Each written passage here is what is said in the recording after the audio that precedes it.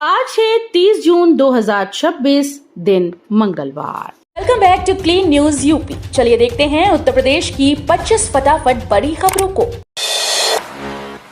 CM योगी आज रामपुर में देंगे विकास की सौगात, सुरक्षा के कड़े इंतजाम।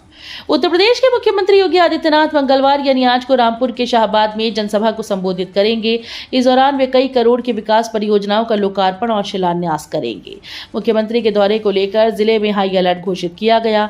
सुरक्षा व्यवस्था के तहत 2 एएसपी, 10 सीओ, 2 कंपनी पीएसी और करीब 1200 पुलिसकर्मियों की तैनाती की गई है। 12वीं पास महिलाओं के लिए यूपी आंगनवाड़ी में नई भर्ती, आवेदन शुरू। उत्तर प्रदेश में आंगनवाड़ी से जुड़कर समाज सेवा करने के इच्छुक महिलाओं के लिए अच्छी खबर है। प्रदेश सरकार ने मेरठ, बागपत, कन्नौज, बिजनौर समेत 6 जिलों में आंगनवाड़ी वर्कर के खाली पदों पर नई भर्ती प्रक्रिया शुरू कर दी। जिलावार नोटिफिकेशन जारी होने के बाद ऑफिशियल वेबसाइट पर ऑनलाइन आवेदन भी शुरू हो गए। इस भर्ती के लिए 12वीं पास महिलाएं आवेदन कर सकती हैं। खास बात यह है कि आवेदन प्रक्रिया पूरी तरह से निःशुल्क रखी गई। यूपी में किसानों और युवाओं के लिए बड़ी पहल, कृषि केंद्र और मिलेट्स प्रोसेसिंग को बढ़ावा। उत्तर प्रदेश में किसानों और कृषि स्नातकों के लिए 2 बड़ी सौगातें सामने आई। सरकार ने एग्रीकल्चरल एंटरप्रेन्योर स्वावलंबन एग्री जंक्शन योजना शुरू की, जिसके तहत 2027 तक 10,000 कृषि केंद्र स्थापित किए जाएंगे। इन केंद्रों पर किसानों को बीज, उर्वरक, जैविक उत्पाद और कृषि सलाह जैसी सुविधाएं मिलेंगी। वहीं चंद्रशेखर आजाद कृषि और प्रौद्योगिकी विश्वविद्यालय में मिलेट्स प्रोसेसिंग सेंटर की शुरुआत होने जा रही है, जिससे 22 जिलों के किसानों को मोटे अनाज की प्रोसेसिंग और बेहतर बाजार मूल्य का लाभ मिलेगा। गोरखपुर में स्वास्थ्य सुविधाओं का विस्तार, एम्स में प्राइवेट वार्ड और रेलवे अस्पताल में आईसीयू शुरू।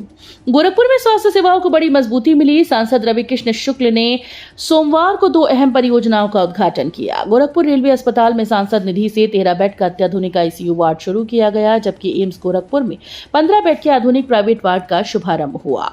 इन सुविधाओं से गंभीर मरीजों को बेहतर और त्वरित इलाज मिल सकेगा। अब मरीजों को उच्च स्तरीय चिकित्सा सेवाओं के लिए बाहर नहीं जाना होगा।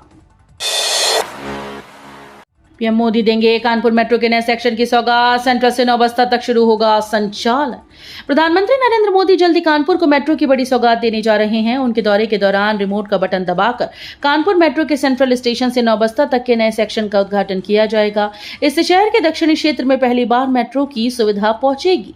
आईआईटी से सेंट्रल तक पहले से चल रही मेट्रो अब 7 नए स्टेशन के साथ विस्तारित होगी। लगभग 10 लाख लोगों को इससे सीधा लाभ मिलेगा। ग्रेटर आगरा परियोजना में 1626 भूखंडों के लिए पंजीकरण शुरू, 2 टाउनशिप में बुकिंग प्रक्रिया प्रारंभ। आगरा विकास प्राधिकरण ने ग्रेटर आगरा परियोजना के तहत बड़ी सौगात दी। अचलपुरम की सफलता के बाद अब गंगापुरम और नर्मदापुरम टाउनशिप में 1626 भूखंडों के लिए पंजीकरण शुरू कर दिया गया। एडीए के अनुसार ये बुकिंग 29 जून से 29 जुलाई तक ऑनलाइन जनहित पोर्टल के माध्यम से की जाएगी। ग्रेटर आगरा परियोजना में 10 नदियों के नाम पर 10 टाउनशिप विकसित की जा रही हैं, जिससे शहर के सुनियोजित विकास और आवासीय सुविधाओं को नया विस्तार मिलेगा। विकास कार्यों में लापरवाही पर सख्त, योगी इंजीनियर ठेकेदारों पर होगी एफआईआर। उत्तर प्रदेश के मुख्यमंत्री ने आगरा मंडल में विकास कार्यों और कानून व्यवस्था की समीक्षा बैठक में अधिकारियों को सख्त निर्देश दिए। सीएम ने साफ कहा कि विकास कार्यों की गुणवत्ता से कोई समझौता बर्दाश्त नहीं किया जाएगा। सड़क निर्माण में लापरवाही मिलने पर संबंधित इंजीनियर्स और ठेकेदारों के खिलाफ सीधे एफआईआर दर्ज करने के निर्देश दिए गए। उन्होंने जल जीवन मिशन अमृत योजना समेत सभी परियोजनाओं में खुदाई के बाद सड़कों का गुणवत्तापूर्ण पुनर्निर्माण सुनिश्चित करने को कहा है। यूपी आरओ भर्ती का नोटिफिकेशन जाल, 428 पदों पर होगी भर्ती। उत्तर प्रदेश में सरकारी नौकरी की तैयारी कर रहे युवाओं के लिए बड़ी खुशखबरी है। Uttar Pradesh public service commission जल्द ही समीक्षा अधिकारी और सहायक समीक्षा अधिकारी भर्ती 2026 का नोटिफिकेशन जारी करने जा रहा है। आयोग को विभिन्न विभागों से रिक्त पदों का ब्यौरा मिल चुका है और नोटिफिकेशन तैयार करने की प्रक्रिया अंतिम चरण में पहुंच गई। जानकारी के मुताबिक करीब 428 पदों पर भर्ती की जाएगी। यूपी बोर्ड के 29,000 स्कूल्स में बदलेगी पढ़ाई, भारतीय ज्ञान परंपरा पर होगा फोकस। उत्तर प्रदेश बोर्ड के 29,000 से अधिक स्कूल्स में पढ़ाई का तरीका पूरी तरह से बदलने जा रहा है। कक्षा 9वीं से 12वीं तक के 1 करोड़ से ज्यादा छात्र छात्राओं को नई राष्ट्रीय पाठ्यचर्या के तहत शिक्षा दी जाएगी। केंद्र सरकार की राष्ट्रीय पाठ्यचर्या रूपरेखा को प्रदेश के माहौल के अनुसार लागू करने की जिम्मेदारी यूपी बोर्ड को सौंप दी गई। नई व्यवस्था में भारतीय ज्ञान परंपरा, संस्कृति और व्यवहारिक शिक्षा पर विशेष जोर रहेगा। समग्र शिक्षा अभियान के प्रस्ताव पर केंद्रीय शिक्षा मंत्रालय ने 2026-27 सत्र के लिए बजट को भी मंजूरी दे दी है। 1 जुलाई से शुरू होगा स्कूल चलो अभियान का दूसरा चरण, हर बच्चे को स्कूल से जोड़ने का संकल्प। उत्तर प्रदेश में 1 जुलाई से स्कूल चलो अभियान का दूसरा चरण शुरू होने जा रहा है। मुख्यमंत्री योगी आदित्यनाथ ने प्रदेशवासियों के नाम लिखी पाती में हर बच्चे को स्कूल से जोड़ने का संकल्प दोहराया। सीएम ने कहा कि जुलाई सिर्फ नए महीने की शुरुआत नहीं, बल्कि लाखों बच्चों के सपनों को शिक्षा से जोड़ने का अवसर है। उन्होंने शिक्षा को जीवन की सबसे बड़ी पूंजी बताते हुए समाज से अभियान को सफल बनाने की अपील की। यूपी के कॉलेजेस में छात्रों की आवाज बनेगी एएसएपी, नई प्रदेश कार्यकारिणी जल्द। आम आदमी पार्टी की छात्र इकाई एएसएपी अब उत्तर प्रदेश के हर कॉलेज और यूनिवर्सिटी में छात्रों के मुद्दों को मजबूती से उठाने की तैयारी में है। लखनऊ स्थित प्रदेश कार्यालय में आयोजित संगठनात्मक बैठक में छात्रों, युवाओं और शिक्षा व्यवस्था से जुड़े मुद्दों पर व्यापक चर्चा हुई। बैठक की अध्यक्षता छात्रविंग के उत्तर प्रदेश प्रभारी वंशराज दुबे ने की। इसमें प्रदेश भर से आए पदाधिकारियों और सक्रिय सदस्यों ने हिस्सा लिया। बिजली उपभोक्ताओं को राहत, जुलाई से सस्ती हो सकती है बिजली। प्रदेश के बिजली उपभोक्ताओं को जल्द बड़ी राहत मिल सकती है। जुलाई के पहले सप्ताह में नई बिजली टैरिफ की घोषणा होने की संभावना है, जिसमें दरों में कमी और कई नई सहूलियतें शामिल हो सकती हैं। प्रस्ताव के अनुसार स्मार्ट मीटर का खर्च अब उपभोक्ताओं की बजाय बिजली कंपनीज उठा सकती हैं। वहीं स्मार्ट मीटर को लेकर लोगों का भरोसा बढ़ाने के लिए पारदर्शी गाइडलाइन तैयार की जा रही है। इसके अलावा 1912 हेल्पलाइन पर आने वाली शिकायतों के समय पर निस्तारण के लिए सख्त नियम लागू करने की तैयारी की जा रही है। यूपी में कौशल विकास मिशन का विस्तार, 800 से ज्यादा प्रशिक्षण साझेदार जुड़े।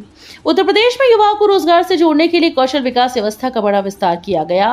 प्रदेश सरकार ने 800 से अधिक प्रशिक्षण साझेदारों को अभियान से जोड़ा है, जहां युवाओं को नई तकनीक, आधुनिक उद्योगों और रोजगार परक कोर्स की ट्रेनिंग दी जाएगी।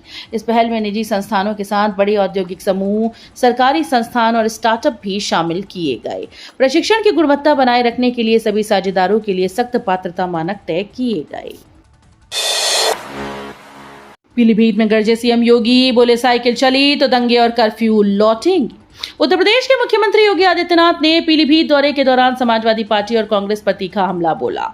569 करोड़ रुपए से अधिक की 66 विकास परियोजनाओं के लोकार्पण और शिलान्यास कार्यक्रम में जनता को संबोधित करते हुए उन्होंने कहा कि यूपी की जनता ने साइकिल को पंक्चर कर दिया है। सीएम योगी ने दावा किया कि अगर साइकिल चलेगी तो दंगे, कर्फ्यू और गुंडागर्दी वापस आएगी। यूपी में चकबंदी वाले गांव के किसानों को बड़ी राहत, अब ऐप से होगी खाद की बुकिंग। उत्तर प्रदेश सरकार ने चकबंदी वाले गांव के किसानों को बड़ी राहत दी है। अब ये किसान भी किसान फ्रेमवर्क फॉर फर्टिलाइजर ऐप के जरिए खाद की ऑनलाइन बुकिंग कर पाएंगे। रामपुर और सीतापुर में चल रहे पायलट प्रोजेक्ट के तहत अब तक 1 लाख से अधिक किसान इस सुविधा का लाभ उठा चुके हैं। किसानों की समस्या सामने आने पर सरकार ने ऐप को अपडेट किया। अब एड लैंड विकल्प के माध्यम से चकबंदी क्षेत्रों के किसान भी आसानी से उर्वरक बुक कर सकेंगे। कृषि शोध और प्रशिक्षण को बढ़ावा, सीएसए में बनेगा आईकेएस केंद्र। चंद्रशेखर आजाद कृषि और प्रौद्योगिकी विश्वविद्यालय में जल्द ही भारतीय कृषि ज्ञान प्रणाली यानी आईकेएस केंद्र स्थापित किया जाएगा। इस केंद्र का उद्देश्य किसानों को आधुनिक तकनीकी जानकारी देना, शोध कार्यों को बढ़ावा देना और प्रशिक्षण सुविधाएं उपलब्ध कराना है। कुलपति डॉक्टर संजीव गुप्ता की अध्यक्षता में हुई बोर्ड ऑफ मैनेजमेंट की बैठक में इस प्रस्ताव को मंजूरी दी गई। बैठक में केवीके को सशक्त बनाने और नई नियुक्तियों पर भी चर्चा हुई। यूपी में जलापूर्ति की जमीनी हकीकत जांचेंगे जल शक्ति मंत्री, 15 से 25 जुलाई तक करेंगे दौरा।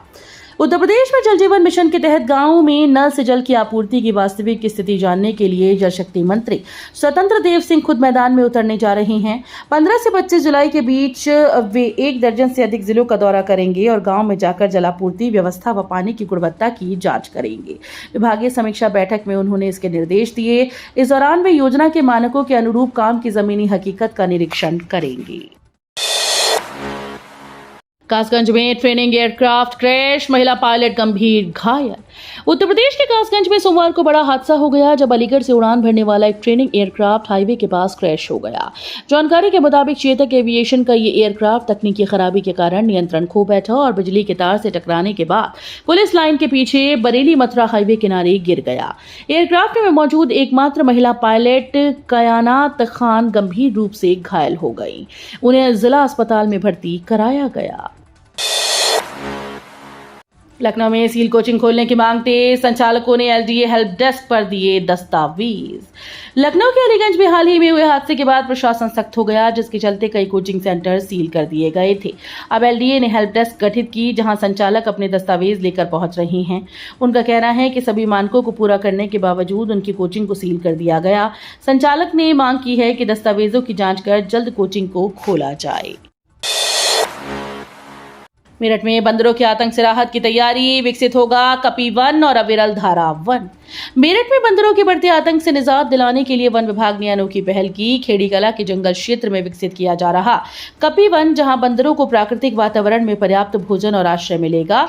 इसके साथ ही 130 हेक्टेयर कब्जा मुक्त भूमि पर अविरल धारा वन भी तैयार किया जा रहा है। ये वन गंगा की जलधारा को निर्बाध बनाए रखने और तटीय क्षेत्रों में भूमि कटान रोकने में मदद करेगा।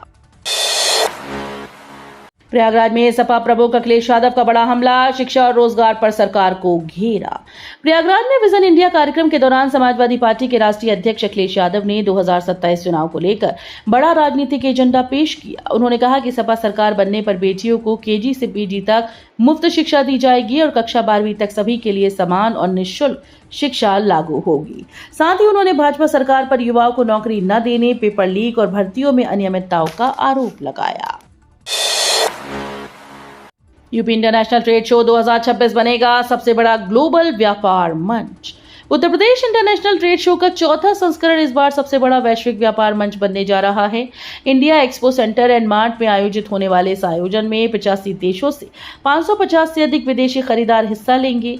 ये रिवर्स बायर सेलर मीट प्रदेश के निर्यातकों, एमएसएमई और उद्यमियों को अंतर्राष्ट्रीय बाजार से सीधे जोड़ने का बड़ा अवसर देगा। आयोजन में ओडीओपी, हस्तशिल्प, टेक्सटाइल, फूड प्रोसेसिंग, इलेक्ट्रॉनिक्स और इंजीनियरिंग उत्पादों पर विशेष फोकस रहेगा। यूपी राजभर का अखिलेश यादव पर हमला, बोले 2027 में सपा होगी साफ। उत्तर प्रदेश सरकार में मंत्री ओम प्रकाश राजभर ने समाजवादी पार्टी और उसके अध्यक्ष अखिलेश यादव पर तीखा हमला बोला। राजभर ने आरोप लगाया कि सपा और उसके समर्थकों के मन में बहुजन समाज के प्रति द्वेष है और अगर पार्टी सत्ता में लौटती है तो पिछड़े और बहुजन समाज पर अत्याचार बढ़ेंगे। सोशल मीडिया पोस्ट में उन्होंने कहा कि सपा समर्थक हिंसा की तैयारी कर रहे हैं। राजभर ने दावा किया कि 2027 विधानसभा चुनाव में समाजवादी पार्टी पूरी तरह से साफ हो जाएगी।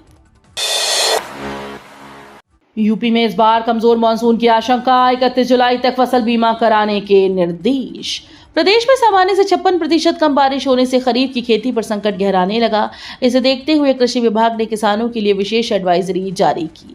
विभाग ने कम पानी वाली फसलें बोने, पानी बचाने के उपाय अपनाने और 31 जुलाई तक केवल 2% प्रीमियम देकर खरीफ फसलों का बीमा कराने की सलाह दी, ताकि मौसम की मार से होने वाले नुकसान को कम किया जा सके।